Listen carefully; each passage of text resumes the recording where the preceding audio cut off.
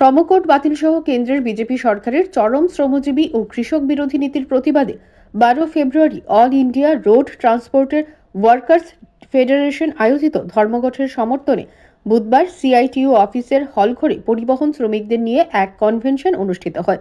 উক্ত কনভেনশনে উপস্থিত ছিলেন সিআইটিইউ রাজ্য সভাপতি মানিক দে সহ অন্যান্য নেতৃত্বগণ। কনভেনশনে বক্তব্য রাখতে গিয়ে সিআইটিইউ রাজ্য সভাপতি মানিক দে এই বিষয়ে তার অভিমত ব্যক্ত করেন। কোথায় নিয়ে গেছে দেশটাকে? এই অধিকারগুলো আন্দোলনের মধ্য দিয়ে আদায় হয়েছে।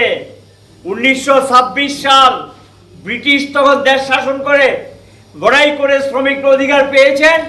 ইউনিয়ন করব, সংগঠিত হব, সংগঠন তৈরি করব, সম্মিলিতভাবে আমরা সুখ দুঃখের কথা বলবো।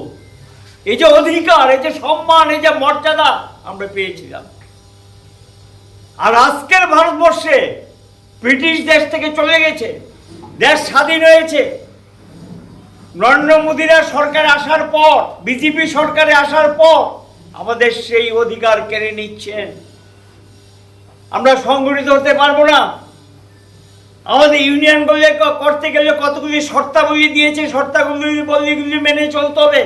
এই শর্তের বাইরে যাওয়া যাবে না।